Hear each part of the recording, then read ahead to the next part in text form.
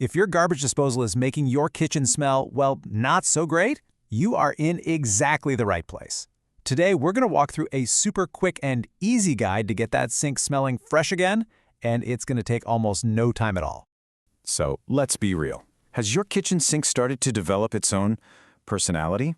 A kind of funk that definitely wasn't there last week? We have all been there.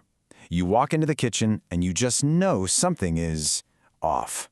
Sometimes, it can get so bad it's been described as smelling like a restaurant dumpster. I mean, wow, that's a pretty vivid image, right? But hey, if you're nodding along right now, you know exactly what we're talking about. The good news? The fix is incredibly simple.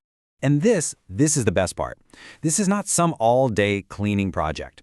You can solve this whole problem and get your garbage disposal sparkling clean in about 10 minutes. That's it. So let's get right into it. Okay, first things first. Before we do anything else, we have to talk about safety. This is, without a doubt, the most important, the most critical step of the whole process. Seriously. So stop. Before a single drop of water or a single tool goes anywhere near that drain, you absolutely positively have to disconnect the power to the disposal. We cannot have that thing accidentally turning on while you're working. And here's how you do it. It's usually super easy. Just look under your sink and unplug the unit right from the wall outlet. Now, if for some reason you can't find it or you can't reach it, no big deal. Just head over to your home's breaker box and flip the breaker that's labeled for your kitchen. Just make sure that power is off. Now let's get our little cleaning toolkit together. You're going to need a flashlight, some tongs or long-nosed pliers, a scrub brush, an old toothbrush works great too, some grease-cutting dish soap, about 2 cups of ice, and 1 cup of kosher or rock salt. Oh, and a rubber glove is probably a good idea too. Simple stuff you've probably got lying around. All right, power's off, tools are ready. It's time to move into phase 1, the manual clean. This is where we're going to tackle any of those physical blockages and scrub away that first layer of gunk. First, grab your flashlight and just take a look down into the disposal. See anything in there that shouldn't be? You know, a bottle cap, maybe a stray piece of silverware? Use your tongs or pliers, and I'm going to say it again, never ever use your hands, to carefully pull it out.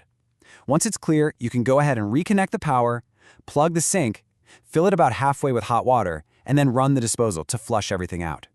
Now for the deep scrub. And you guessed it, that means we are disconnecting the power again. Safety first, always. Grab your scrub brush, put a little dish soap on it, and really get in there. Scrub the walls, the baffles, all the surfaces you can reach.